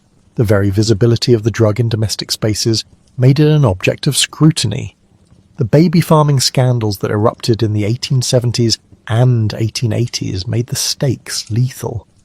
Where infant care was outsourced to strangers operating on the margins of poverty and legality, laudanum became both a tool and a weapon, given in small doses to quiet a baby that would then never wake, or withheld until death from a child whose care was too expensive. The arrests and investigations that followed, the most infamous culminating in the execution of Amelia Dyer in 1896, a case tried at the Old Bailey and chronicled for weeks in provincial papers, exposed a grim logistical truth, which is that the easy availability of the tincture supplied a dark market that moved from drawing rooms to workhouses and back again. Understanding how that logistical availability was created requires a map of imperial calculation. Laudanum is tinctured opium. Opium, by the 19th century, was a commodity grown at great scale in colonial fields. In British India, particularly in the provinces of Bengal and Bihar, and in later years in parts of central India known as Malwa, cultivation and collection of opium poppy sap was organised by a colonial apparatus that could hardly be called anything other than a fiscal device. The East India Company, having established political and fiscal control in Bengal after the battles and settlements of the 1760s, recognised early that opium could be converted into predictable revenue. By the late 18th and through the 19th century, the company regulated planting, set procurement prices, established warehouses for consolidation, and organised auctions in Calcutta that sold raw opium to private traders and to the company's own brokers for export. The scale mattered. It meant that opium could be processed into tonics and tinctures cheaply. It meant that a bottle of laudanum in a Liverpool chemist's shop was not, in practical terms, a rare or exotic object. It was the distal product of a regulated agricultural system spanning provinces and seas. Trade routes carried that opium to other markets. Many readers today will recall the shorthand of the Opium Wars, but those conflicts were symptoms of a larger economic choreography. British traders, among them William Jardine and James Matheson, Scotsmen who made and remade fortunes in the Canton trade in the 1820s and 1830s under the flag of Jardine, Matheson and Comingbung, pressed opium into the heart of Chinese consumption patterns, shipping cargoes from Calcutta loaded with the sticky raw opium that the Canton middlemen converted, in part into smoking tobacco for the dens along the Pearl River. The Chinese imperial response under Lin Zexu in 1839, the confiscation and destruction of chests in Canton and Human, was an attempt to halt a market that had become both socially corrosive and fiscally dangerous for the Qing. The British response was military. The First Opium War, 1839 to 1842, and the Second, 1856 to 1860, were in part contests about the right to export and the rights of trade, but they were also about the logistics of supply. Who would be permitted to direct the flow of a commodified sedative whose demand, once created, proved stubborn? Those geopolitical episodes explain the bulk movement of raw opium to East Asian markets, but they also mattered to European and colonial domestic markets in another way. The imperial system normalised the plant as a cash crop and made its derivative medicines accessible. The cheapness of raw materials, combined with the proliferation of apothecaries and the rise of mass-printed medical manuals, meant that tincture making was a local technology an apothecary could enact in a back-shop shop. Laudanum's formulation was not uniform. Some preparations were more purified, some spiced with aromatics, some dosed by cautious hands, others poured out by busy shopkeepers, and that variability multiplied the hazard. Consumers might receive, in different bottles, doses that varied widely in concentration. A tired mother given a teaspoon in the morning and the same again at night could, across a few months, accumulate tolerance so slowly that neither she nor the prescribing doctor registered the transformation. This interplay of supply and professional practice had other consequences. The chemists and physicians who trafficked in tinctures were not malicious. They were part of a logistical network with routines and incentives. A physician running a practice in the East India Company's medical service knew that opium would be on the dispensary list. A ship's surgeon stocked laudanum precisely because it was compact, effective and legal to carry aboard. The company's control over opium exports also meant it touched the balance sheets of the metropolis. Opium revenue paid for administration and part of the military. It lubricated shipping lanes that fed into British industry. Thus, laudanum was not simply a medical curiosity. It was an item embedded in a political economy that relied upon the steady churn of cultivated fields, ports, and patent medicines. As addiction proliferated, and as some of that proliferation took a darker turn into suicide and homicide, the courts and coroners were pressed to give a finer account of cause. Here the story turns from volume to detail, from the logistics of supply to the forensic anatomy of proof. Laudanum's virtues, its rapid action, its lack of a sharp sensory flag like the vinegarish tang of arsenic or the metallic smell of cyanide, made it scientifically beautiful and juridically difficult. A fatal dose could appear, clinically speaking, like the end of sleep. The corpse did not speak. In the earlier decades of the century, when coroners and judges had only a handful of chemical reactions and comparative anatomy to call upon, many deaths that today might have been litigated as murders were recorded as natural or accidental, because the proof of foul intent was elusive. The field of toxicology, however, was maturing. Mathieu Orfila in France, publishing his Traité des Poisons in 1814, had already set the tone. Poisons could be understood by their chemical signatures and by their physiological effects. In Britain, Alfred Swain Taylor, the self-educated toxicologist whose lectures and manuals were authoritative across Victorian courtrooms, worked to translate those continental advances into English jurisprudence. What Orfila and Taylor had in common was a belief that chemistry and the testimony of the trained eye could carry the day in contentious trials. They cultivated methods for extracting alkaloids and for observing characteristic symptoms, and they trained a generation of coroners and Home Office pathologists to register their findings in a language acceptable to juries. But opiates were stubborn.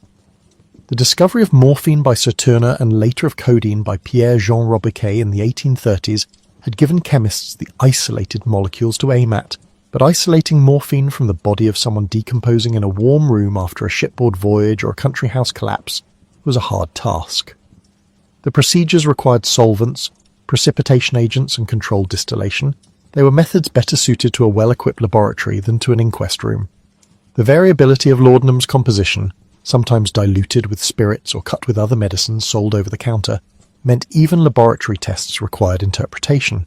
Sometimes a corpse would show traces of opium, and the medical examiner could not say whether the concentration was within a therapeutic range or a lethal one. Sometimes the only evidence was that a widow had purchased the bottle herself and that she had previously been seen arguing with the deceased. Intent matters as much as chemistry in a court. In many such episodes, the scales of justice, lacking the precision of modern chromatography and mass spectrometry, tipped on character testimony rather than pure science. The result was a string of sensational inquests whose verdicts often hinged on the reputation of expert witnesses. The Rugeley poisoner William Palmer's trial in 1856, while chiefly concerned with strychnine, exemplified how the presence and reception of toxicological experts could shape a jury's view. In cases involving laudanum, the situation could be even thornier, because the substance was legally prescribable and commonly possessed. Defence counsel pointed to the ubiquity of laudanum bottles in homes and to ambiguous post-mortem findings. Prosecutors countered with testimony about purchases, tampered labels, and the behaviour of caretakers. Newspapers followed these theatrics avidly, printing coroners' cross-examinations in full, offering their readers both a macabre entertainment and, by steady repetition, a moral inventory of risk. There were, inevitably, notorious examples in which laudanum was the instrument and the motive simple. Child deaths discovered in the baby farming networks, like those attached to the once respectable name Amelia Dyer, forced the public to confront the domestic murder that could be executed with a teaspoon. In other instances, the tincture was the handmaiden of private despair.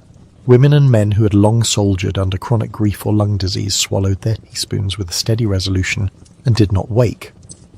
In still other episodes, as medical historians have reconstructed from court records and coroners' reports, laudanum provided a convenient cover for domestic crimes that could be made to look like accidents. The mixture of the readily available and the legally prescribed had created a fog in which intent and outcome blurred. The slow improvement in chemical technique in the latter half of the century began to cut that fog.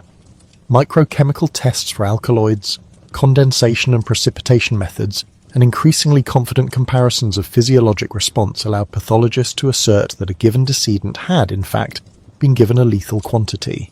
The development of more sensitive analytic techniques, crude by modern standards, meticulous in practice, meant courts could occasionally hang a verdict upon chemistry instead of on character alone. That shift had two consequences. One was immediate. Some would-be murderers were convicted where previously they might have been let off on reasonable doubt. The other was cultural. The public, reading of new tests and more forceful expert testimony, began to conflate laudanum with culpability in a different way than they had when it had merely been a common domestic medicine. Toxicity became not only a clinical fact, but a social fear. The legal geography of culpability was, for its part, complicated by empire and trade. The laudanum bottle in an English parlour had its provenance in fields along the Hooghly River, or in the dusty tracts of Malwa. It had been transformed on a ship, labelled in a London apothecary, and sold at a chemist's counter by a man who had little idea of the political negotiation that had made the bottle possible. The East India Company's auctions and the private merchant houses, Jardine, Matheson and their contemporaries, provided the oceanic arteries that made opium cheap enough to be tinctured in every shop. That cheapness, as we have seen, had public health consequences and legal ones. Where supply is vast and inexpensive, misuse becomes a question for systems rather than for souls. The politics of that supply were often frank. At Westminster, merchants and their allies defended the trade on free trade grounds. They argued that commercial liberty and imperial revenue were legitimate, and that the addiction seen in minority groups was not a reason to choke a legitimate market. Opponents, missionaries, moral campaigners, and increasingly some physicians, insisted that empire had created a moral hazard on a transnational scale, and that the state bore responsibility. In 1893, the British government convened a Royal Commission on Opium, a formal inquiry whose terms were political as much as scientific.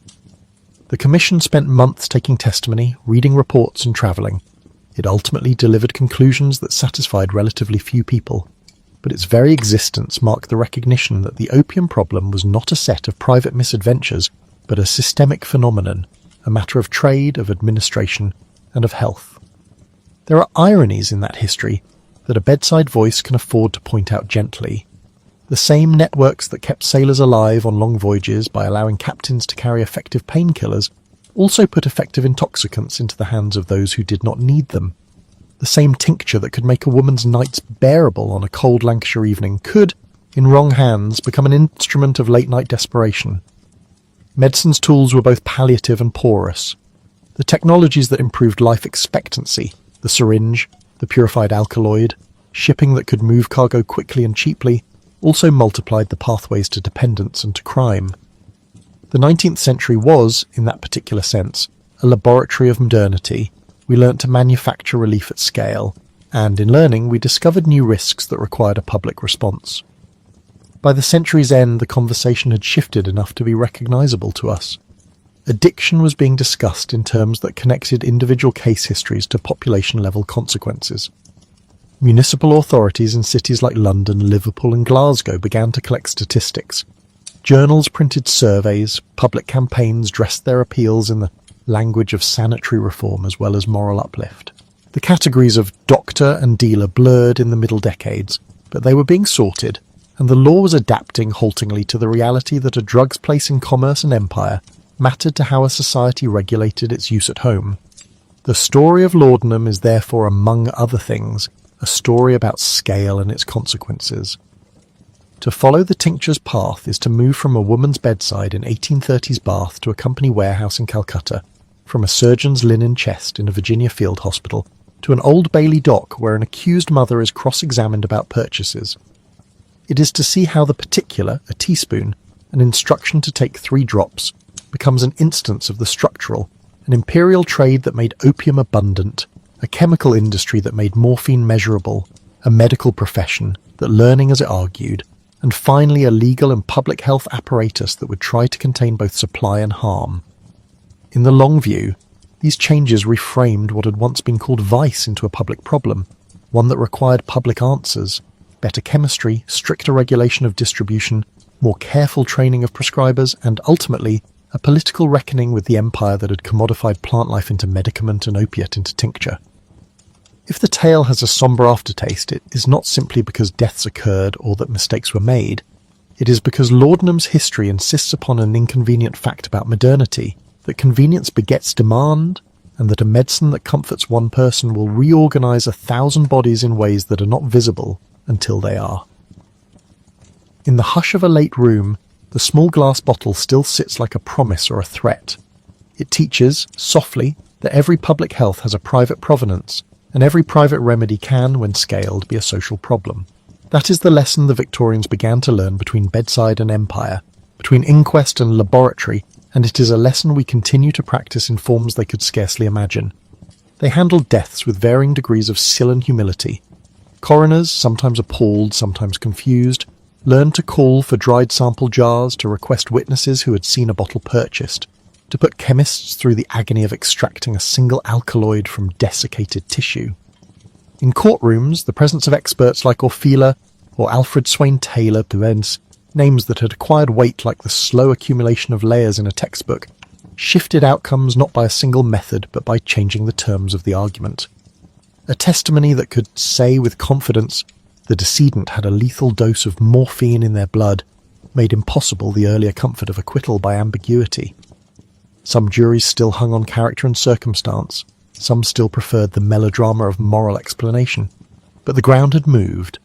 Science did not always clarify everything, it clarified enough. And behind it all, the supply route, the long chain that began with poppy heads in Bengal and ended in a teaspoon on a mother's bedside table, taught the same patient lesson in a slightly different voice. That products travel, and that where there is demand, a supplier will find a way. The East India Company's regulation of opium grew into a political machine that reconciled cultivation and consumption, profit and the policing of trade. The remote farmer whose labour produced opium might have had no idea what the substance would become in an English sick room. He tended sap and sold to an agent who bundled the crop for Calcutta auctions and final passage. The merchant's ledger did not record the human stories any more than a chemist's lab notes did. But together they produced abundance, and abundance remade habits. So the century left a mixed inheritance. On the one hand, there were improvements that would save lives and ease suffering in forms earlier physicians might hardly have dreamed. Pain could be managed, surgeries accomplished without the old tortures. Sleepless nights shortened. On the other hand, that relief was not free. It exacted an accounting in ruined households, in courtrooms, and in empires built with commodities that had a weight beyond the cargo manifest. The hidden epidemic of dependence that Laudanum both revealed and intensified forced, finally, a communal answer. It forced chemists to refine their tests, coroners to refine their questioning, doctors to refine their prescriptions, and legislatures, slow and reluctant, to think about the lines between medicine, market and morality. In the early years of the 20th century, those lines would finally be drawn with a new firmness in many countries. But this is not that century's story. The 19th century's achievement was simpler and subtler. It first named the problem and then, in fits and starts, built the instruments, surgical, chemical, administrative, to measure it. Gentle hands and hard ledgers together produced a modern awareness that a medicine, when scaled by trade and taste, becomes a matter of public consequence. And in that quiet recognition there sat, like the last sip from a teaspoon left on a nightstand, both consolation and warning. The world had learned to soothe itself in ways that demanded new forms of care. The bed, the bottle's provenance, all three mattered. In the quiet, lamp-lit shops of mid-Victorian Britain, where the smell of spirits and camphor braided itself through aisles of apothecary jars, change arrived not as a single loud law, but as a slow, bureaucratic tide that altered where and how people could find relief. The Pharmacy Act of 1868 in Britain was one of the first formal lines drawn. It set down the idea that certain substances were not to be treated as common grocery goods, but as things that required training, record-keeping, and a named professional to stand behind them. The law created a register, acknowledged the emerging professionalism of the chemist and pharmacist. The Pharmaceutical Society had been founded in 1841, and now the state began to recognise the need to distinguish expert hands from curious ones, and it gave ministers the power to define and police a list of poisons. The amber bottles that had once sat on grocers' counters, unlabelled or labelled with quaint trade names and salutary promises, increasingly belonged behind glass and under counters, where an apron and a certificate could be shown for a sit, or it's a small sober shift to imagine, the move from a world where every neighbourhood shopkeeper could hand you a draft promising sleep, to one where a ledger entry or a pharmacist's note was required. But it mattered. It rearranged access. There had been, until then, a culture of comfort in those drafts. Laudanum, as a tincture, was ubiquitous. Made by soaking opium in alcohol, it was easy to produce, easy to mix into other preparations, and easier to hide within euphemisms that soothed the conscience as well as the child. Mrs. Winslow's soothing syrup, Godfrey's cordial, innumerable soothing and strengthening elixirs carried opiates under the patina of home remedy. The bottles were small and warm in the hand, the taste were bitter and strangely sweet, and it quieted the house. For women exhausted by the demands of industrializing cities and for infants whose nights were long and wet, the syrup was immediate mercy. For the anxious middle class, laudanum was the quiet glass before bed. For the injured and the bereaved, it was a domestic anesthetic for sorrow. All of this was visible to social critics, though the remedial culture had its defenders too. Household remedies are, after all, a kind of domestic governance. Still, with the diffusion of mass-produced patent medicines and the accompanying advertising that promised panaceas, reformers began to pick out particular dangers. In Britain, the Sale of Food and Drugs Act of 1875 was another brick in the wall. Adulteration was suddenly a public problem rather than merely a private hazard. Authorities were given power to inspect and to seize. Labelling began to be taken seriously, if not yet perfectly enforced. Across the Atlantic, a noisier and more theatrical campaign gathered steam. In the United States, the turn of the century saw investigative journalists and chemists partner in exposing the gap between promise and content. Samuel Hopkins Adams's blistering N05 series and Collier's The Great American Fraud read like a slow public unmasking. Elixirs that promised to cure coughs, melancholia, sleeplessness or teething, pain, often contained alcohol, chloroform, cocaine, or morphine without any clear notice to buyers. Harvey W. Wiley, a chemist in the Department of Agriculture, had spent years testing foods and medicines. He came to embody the insistence that consumers had a right to know what they were ingesting. Their work pushed the Pure Food and Drug Act of 1906 across the finish line. It did not transform the market overnight, but it required an end to outright deception in interstate commerce. It required accurate labelling in ways patent medicine makers could not ignore, and it gave the federal government a legal tool with teeth. Those reforms, small and cumulative, were strategic rather than theatrical. They were logistics and lists rather than declarations of moral panic. Where laissez-faire had allowed commercially produced laudanum and other opium-based formulations to ride the rail networks from city to countryside, the new laws demanded transparency. Companies now faced the choice to declare that their soothing syrup contained opium or morphine, or to reformulate. Many chose declaration, but the public truth-telling had an electrifying effect. Once people knew what was in a bottle, morphine, alcohol, cocaine, their use of it was no longer an ordinary domestic practice, but a conscious ingestion of a powerful drug. That shift in consciousness is often overlooked, but it is a hinge. To name the habit-forming agent is to invite both stigma and regulation. It is to pull the comfort blanket away from the household ritual and put it under a glass label. International pressure followed national action. China had long complained, and by the early 20th century the language of policing opium use was international policy. The International Opium Commission convened in Shanghai in 1909, and then in The Hague in 1912. Governments from Europe, North America and Asia began to sketch an architecture of control that would, over the following decades, deepen into treaties and criminal codes. Britain, as colonial administrator of opium-growing India and as a market for patent medicines, had its own logistic interests.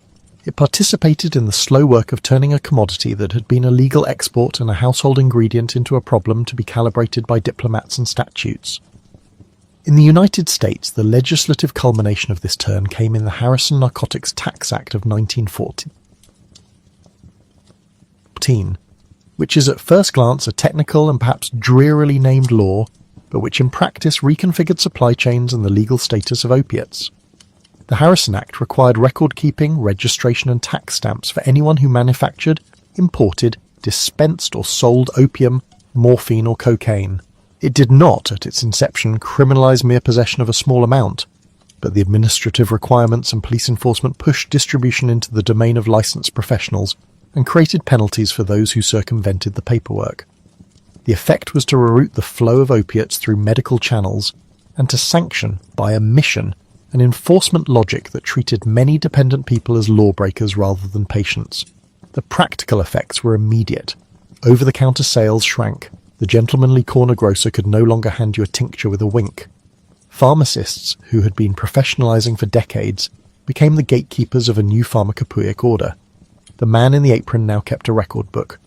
Physicians, likewise, found themselves entrusted with both power and blame. Where once laudanum had been an instrument of domestic solace, it became, in law and in practice, a prescribed thing to be dispensed in measured amounts and noted in ledgers. This medicalization had a paradoxical side. For those who truly needed analgesia, miners crushed by machinery, women in childbirth, patients with cancer, access could become more restrictive at the same time as the medicine became more medical. For those who had been using such remedies in private, the new legal architecture could mean marginalization and criminal exposure. Black markets and informal networks adapted quickly, as they always do, and the sociological scaffolding of dependency shifted from the parlour to the clinic, from neighbourly exchange to under-the-counter transactions. You can see in this turn the seed of our modern dilemmas. When the law took aim at opacity, when it required that the bottle tell the truth about its contents, it did not raise demand. It reorganised supply, shifted stigma, and erected barriers that sometimes made care more difficult to access. Those barriers were not merely legal, they were professional and moral. Medicines moved into white coats and into prisons in roughly the same historical breath. It is no accident that the earliest decades of the 20th century see both the triumph of scientific chemistry in producing new, purer substances, and the first pains of modern epidemiology in noticing and measuring dependence. The pharmacological story that runs parallel to these regulatory developments is one of refinement. Chemists began to take apart the old tinctures, to identify their active constituents, and to give names to forces once seen as mysterious. Friedrich Seerturner, a young apothecary's assistant in Paderborn, isolated morphine from opium at the beginning of the 19th century, publishing his work in the first decades of the 1800s and naming the alkaloid morphium after Morpheus. His act was at once a triumph of chemistry and the opening of a new chapter in medicine. Where the opium poppy had been a complex, variable botanical with dozens of effects dependent on harvest, soil and artisanship, Morpheus was a chemical target, an object of measurement. The French chemist Pierre-Jean Robiquet would later isolate codeine in 1832. Others would pass the poppy's chemistry into a family of alkaloids which could be measured, manipulated and crucially standardized. Standardization brought clarity to therapy. It allowed physicians to talk in milligrams instead of vague drafts. It allowed manufacturers to stamp a dose on a bottle and theoretically to repeat that dose across hundreds of thousands of units. That predictability carried enormous benefits for surgery, for acute pain relief in the era before modern anesthesia, and for chronic conditions where reliable symptom control was a mercy. But it also carried a concealed risk. Potency, once standardized, could be scaled. The development of the hypodermic syringe in the 1850s, Alexander Wood in Edinburgh and independently Charles Prévaz in France gave the world a hollow needle instrument, meant that morphine could be delivered by injection. The injection offered immediacy. Blood-borne delivery meant that a dose would hit the brain more rapidly and intensely than the older oral tincture. The American Civil War provides a grim and instructive example. Surgeons used morphine for pain and for the horrifying wounds of battlefield medicine in the 1860s, administering it in large amounts to tens of thousands of soldiers. When peace arrived, a significant cohort of veterans found themselves dependent on the morphine that had been their solace through injury. The phrase soldier's disease was coined to capture the phenomenon. The scale was unmistakable. The technologies of precision, both the drug and the instrument that delivered it, had rewritten the relationship between suffering and chemical comfort. The chemical tinkering did not stop with morphine. In 1874, C.R. Alder Wright, an English chemist and physician, first acetylated morphine to produce diacetylmorphine. Later, at the end of the century, German pharmaceutical firms would resynthesize and market the compound that became commercially known as heroin. In 1898, the German firm Bayer introduced heroin as a cough suppressant and a supposedly less addictive alternative to morphine. There is a dry, ironic joke in that, a newly branded miracle intended to solve a problem created by an older drug, itself derived from that problem's chemistry. The name heroin, a word suggestive of heroism and strength to contemporary ears, was part of marketing's vocabulary. It wrapped the molecule in a cloak of virtue for the patient and profit for the firm. German chemists, trained in organic synthesis and practiced in industrial processes thanks to the dye and chemical industries, had turned their techniques to pharmaceuticals, and thus to new markets. Park, Davis, Eli Lilly and others in the United States joined the trend. Companies scaled up extraction and synthesis, created standard tablets and injectables, and began to sell opiate derivatives not as artisanal tinctures but as branded remedies. The paradox of refinement should be underscored because historians and clinicians still tend to trot it out like a cautionary tale, but without its logistical detail. Purity and precision were life-saving in many contexts. They turned unpredictable tinctures into reproducible medicines. They allowed surgeons to plan, to titrate, to study dose-response curves. They built the foundations of modern pharmacology. Yet precisely because these molecules could now be delivered in known, repeatable quantities and through new routes that maximized their effect, they also created fresh pathways to addiction. A patient who had once taken laudanum by mouth in a dim parlour, dosing in teaspoons and guesswork, could now be given a measured milligram of morphine by injection that would sweep the nerves in a reliable arc. Repeat that reliable arc enough times and physiology and habit follow. Moreover, pharmaceutical firms armed with chemical expertise and marketing acumen had business incentives to promote the comfort these drugs offered, to expanding populations suffering with industrial accidents, chronic pain and social desolation. The commercial logic and the clinical logic, which sometimes aligned, sometimes did not, were now welded to the chemistry. The supply lines that fed this new pharmaceutical world were global and prosaic. Opium poppies were cultivated in fields overseen by colonial administrations in India and by farmers in the Ottoman territories and Persia. The raw gum travelled by ship to ports in Europe where alkaloids were extracted in laboratories, refined into products, packed in labelled boxes, and shipped again into pharmacies and hospitals across the Atlantic. The logistics were enormous, the same rail and steam networks that delivered manufactured textiles and coal-delivered drugs. Regulation, when it arrived, had to operate at that scale or falter. The very internationalism that pushed for treaty control of opiates also made enforcement complicated. Goods could be rerouted, reformulated or disguised, and criminal networks adapted supply chains with the same grim efficiency as legal commerce. Medicine tried to adapt. Some clinicians embraced drug-sparing strategies and non-opiate analgesics when they could. Others leaned into the new chemical tools. The medical community, meanwhile, had to reckon with physicians who were prescribers, some of whom were sympathetic to their addicted patients, and some of whom were the suppliers of dependence through careless or commercial practice. Early clinics and charities in the 19th and early 20th centuries experimented with approaches that combined moral suasion, substitution and confinement. The responses were uneven and often punitive.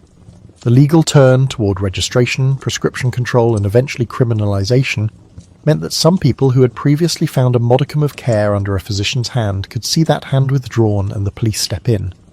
The social geography of addiction shifted from the kitchen table to the courthouse and the clinic.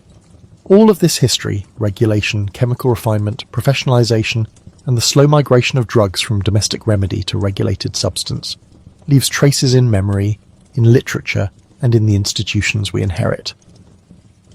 Thomas de Quincey's Confessions of an English Opium Eater, 1821, is the admittedly romantic self-exposing landmark of an earlier addiction culture. Coleridge's own entanglements with opium and laudanum added the aura of the poet to the drug's memory. But the cultural imprint is not only in great books, it is in the quiet mention of an amber bottle in a nurse's drawer in a Victorian photograph, in the way grandmother's recipes turn up in family papers, in the bitter chicory memory of a particular lullaby paired, in many minds, with the discreetly administered syrup. Laudanum's story became part of the ordinary language of consolation and of loss. Those memories and the legal legacies that accompanied them matter when we look at our own moment. The modern opioid crises, those waves in the late 20th and early 21st centuries, do not descend in a straight line from laudanum, but they echo its themes, the promise and the peril when new molecules are presented as safe relief, the way marketing reshapes clinical norms, the tension between access and control. The late 20th century saw new synthetic and semi-synthetic opioids, new delivery systems, and a new pharmaceutical industry able to generate blockbuster sales. Like their 19th century predecessors, those companies did not invent demand so much as cultivate and widen it. The regulatory architecture built in the early 20th century Recipes for labelling, prescription requirements, international treaties provided tools to address some of the harms, but it also created unintended consequences. The criminalisation of dependent people, the displacement of care into illicit markets, and the periodic cycles of substitution where restriction of one drug led to the rise of another, sometimes deadlier option. From the long view come practical lessons that are, quietly, rather obvious. Transparency matters. When a bottle's contents are known, patients and clinicians can make informed choices. When marketing obfuscates effects and risks, harm follows. Regulation needs teeth, but it also needs flexibility. The early 20th century pivot to criminal penalties often closed doors to medical help and pushed people into the shadows. Today's policymakers must remember that punitive approaches can worsen public health outcomes. A public health response that combines sensible supply reduction with robust access to treatment. Medications for opioid use disorder such as methadone or buprenorphine, harm reduction measures like naloxone distribution and supervised consumption sites, and social supports that address the economic and psychological drivers of substance use, is more likely to reduce both harm and stigma. Clinicians, armed with the knowledge of pharmacology and the memory of past mistakes, should favour careful prescribing, brief and clear patient education, routine screening for risk of misuse, shared decision-making about pain, and immediate provision of overdose reversal when appropriate. Systems like prescription drug monitoring programs provide essential surveillance, but they must be implemented in ways that do not inadvertently cut patients off from care. Policymakers should remember a different managerial truth. Supply chains and markets are resilient. Laws that ban a product do not end demand. They change the channel through which people seek relief. So the task is not merely to constrict markets, but to expand alternatives. Better pain medicine that includes non-opioid pharmaceuticals and non-pharmacologic interventions. Social programs that mitigate the despair that often underlies problematic use, and universal access to treatment for those who develop dependence. Regulation and professional ethics must be coupled with programs that reduce economic precarity, improve mental health services, and restore human connection in communities where isolation and industrial injury make chemical solace attractive. Historians have a duty too, albeit a quieter one. We must keep tracing the arc from the amber bottle to the ampule, from domestic tincture to prescription pad, and resist simplistic tales of moral failing. We must catalogue the administrative apparatuses, registries, tax stamps, poison lists, and remember that bureaucracies shape lives as surely as any moral injunction. We must attend to the voices of ordinary people caught in these transitions, the letters, the medical records, the court dockets, and the private diaries that preserve how medicine was used, misunderstood, loved, or loathed. If there is an ethical imperative in this historical work, it is to prevent the flattening of human complexity into policy slogans. People did not take laudanum simply because they were weak or criminal. Often they took it because the world offered them few other mercies. In the end, laudanum is both a medical artifact and a moral mirror. Its amber bottle reflects light in ways that make the face blurred. It taught regulators that truth on a label can protect, that scientific clarity can help but also harm without social wisdom, and that the mix of commerce, chemistry and care is combustible if left unchecked. Its history urges humility. Each generation, offered a new molecule and a new marketing pitch, will be tempted to believe that agony and sorrow can be neatly bottled. The technical answers of chemistry and the procedural answers of law will always be necessary, but they are not sufficient. The remedy must be social as well as pharmacological. Relief must be balanced with responsibility, access with accountability, and compassion with caution. So sleep for a while on these lessons that names on bottles can protect but cannot alone heal, that a ledger entry can limit supply but cannot mend the social fabric that first made painless nights so desirable, that the bright clinical promise of a purified molecule carries both mercy and risk. Remember the amber glass. Remember the little hand that reached for the soothing syrup. Remember the ledger that recorded a sale, and the courtroom docket that recorded a crime. In remembering, perhaps, we find the practical mercy of policy, clarity in labels, care in practice, and compassion in law.